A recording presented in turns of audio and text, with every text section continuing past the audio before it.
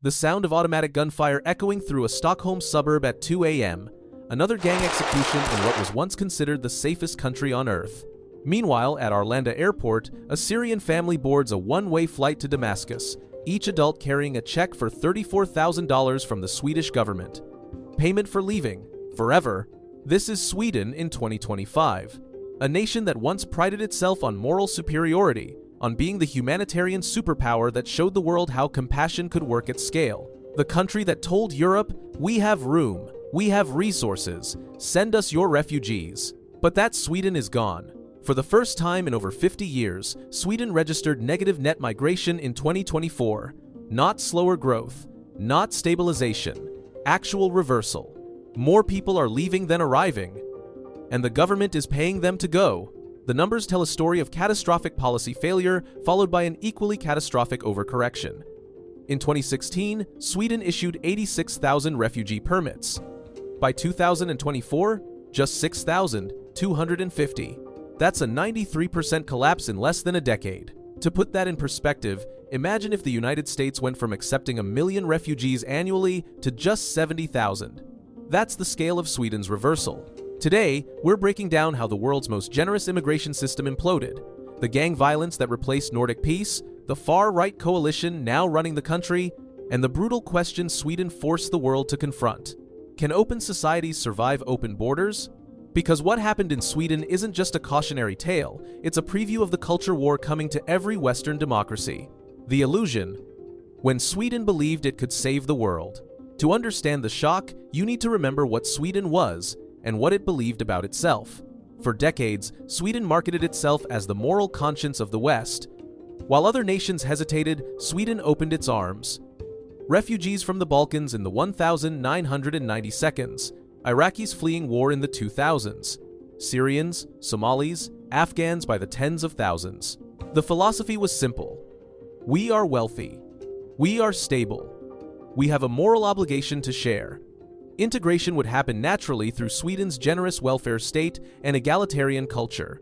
Give people safety, housing, education, and opportunity, and they'll become Swedish. This wasn't just policy, it was identity. Being humanitarian wasn't what Sweden did, it was what Sweden was. Politicians competed to see who could be most welcoming. Criticizing immigration was career suicide, branded as racism or xenophobia. The assumption underlying everything: Sweden could absorb unlimited numbers without fundamentally changing. By 2015, that assumption was about to face its reckoning. 2015, the year Sweden broke.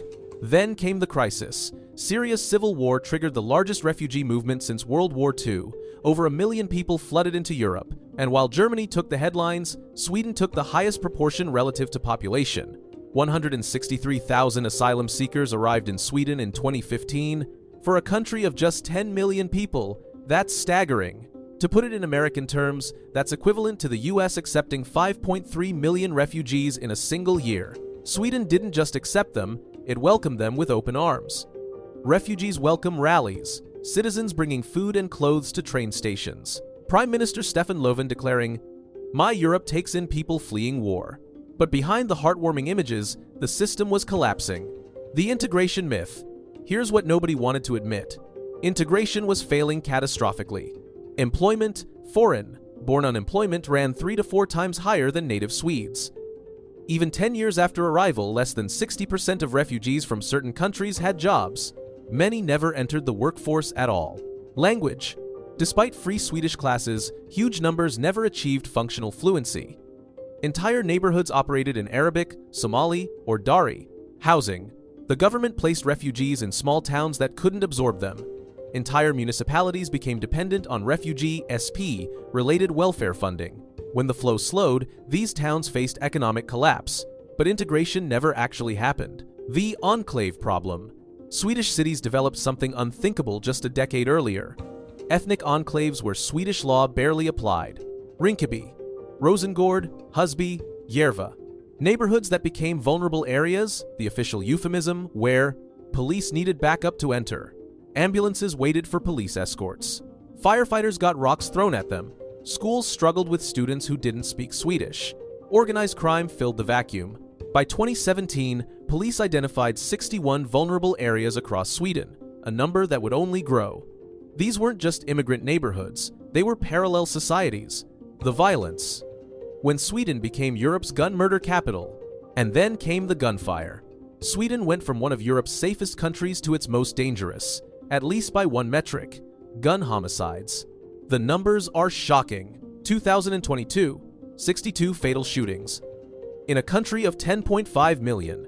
For comparison, London, with roughly the same population, had just 12 gun murders that year.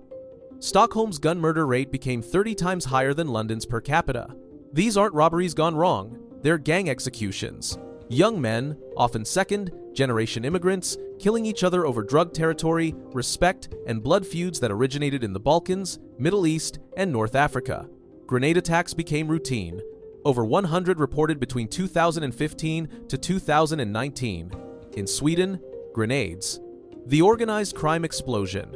Police estimate 62,000 people are involved in criminal networks across Sweden. That's more than the entire population of Malmö's city center. In a country this small, that's a staggering infiltration. The unspoken truth. Swedish authorities initially refused to track crime by ethnicity or immigration background, calling it racist. But when data finally emerged in 2021, the results were undeniable. Foreign NTC, born individuals and second-generation immigrants were dramatically overrepresented in violent crime statistics, particularly gang-related shootings, sexual assaults, and organized crime. The Swedish National Council for Crime Prevention found that while foreign NS-born residents made up 20% of the population, they accounted for 58% of those convicted of serious crimes. Sweden didn't just import people. It imported conflicts, gang structures from the Balkans, clan warfare from Somalia, sectarian tensions from the Middle East, and dropped them into Nordic suburbs with no plan for integration. The political earthquake. The far right takes power. For years, Sweden's establishment ignored the warnings, dismissed concerns as racism, branded critics as extremists. Meanwhile, a party called Sweden Democrats was rising.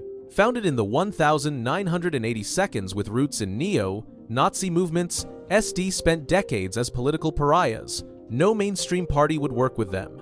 They were toxic. Then came the crime wave, the enclaves, the failure of integration.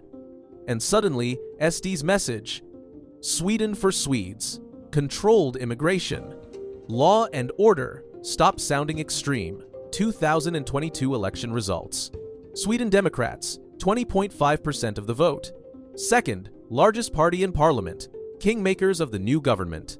They didn't win outright, but they became essential. The center-right coalition needed SD's votes to govern, and SD extracted a price: the Tidö Agreement. The Tidö Agreement, Sweden's paradigm shift. September 2022. 4 parties signed the Tidö Agreement, a 62-page document that fundamentally rewrites Swedish immigration policy. The language is stark. No more euphemisms. The goal isn't managing immigration, it's stopping it. Key provisions. 1. Asylum at EU minimum. Sweden will accept only the bare minimum required by EU law. The goal: make Sweden the least attractive destination in Europe. 2. UN quota /80% UNHCR refugee quota, 5,900 annually.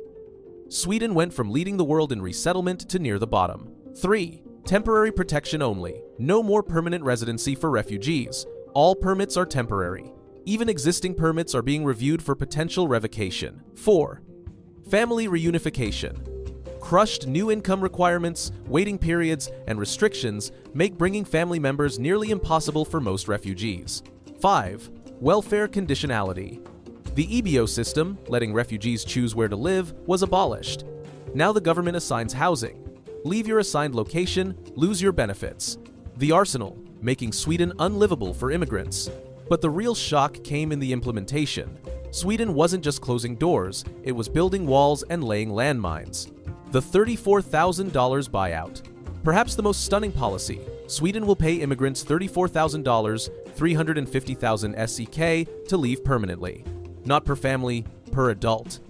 A family of 4 could collect $136,000 to return to Syria, Somalia, Iraq, anywhere but Sweden. 2024 budget allocation, $270 million, 3 billion SEK. The government is literally paying people to reverse immigration. Critics call it ethnic cleansing through economic incentive. Supporters call it pragmatic. Either way, it's working. Thousands are taking the money and leaving. The snitch law.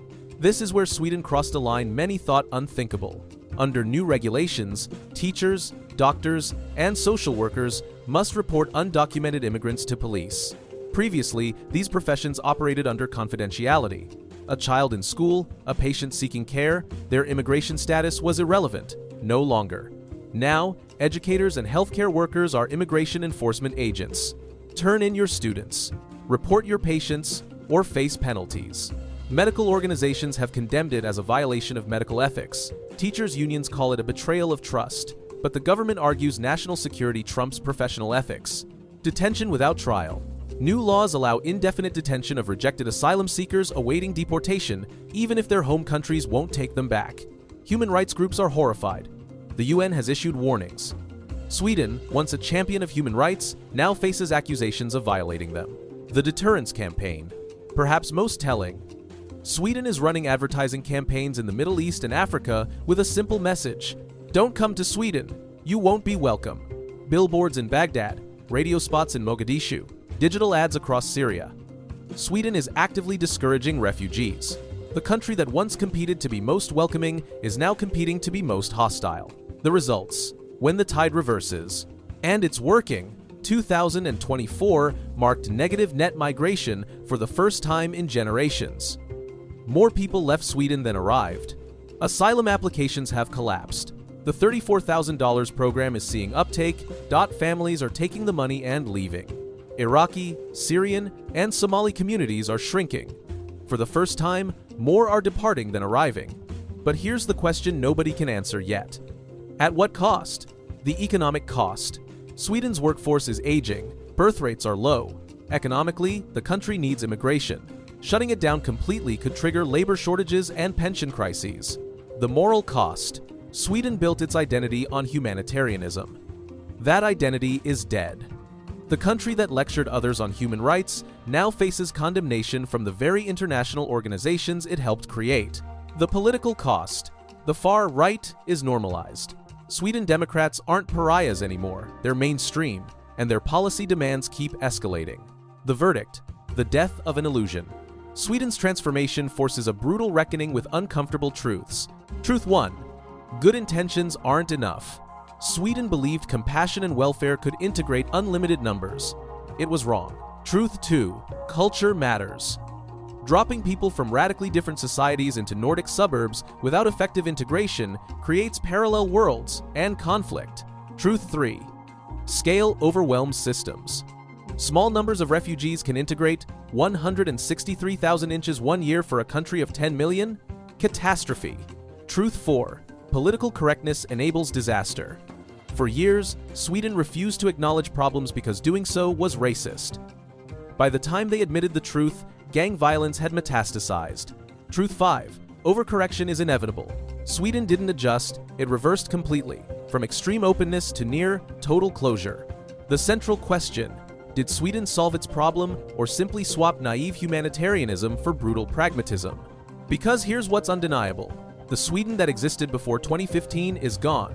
Whether what replaced it is better or worse depends entirely on what you value more: security or compassion, national cohesion or moral purity. Sweden became the cautionary tale for the entire Western world.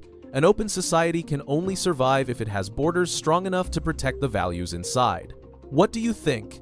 Was Sweden right to reverse course so dramatically, or did it betray its values by becoming what it once condemned? Drop your take in the comments, and if this analysis opened your eyes to something you hadn't considered, hit subscribe, because the immigration debate is reshaping the West, and we're covering every angle. Next up, why Argentina's entire south sits empty while millions crowd Buenos Aires. The answer involves geopolitics, glaciers, and some truly bizarre historical miscalculations.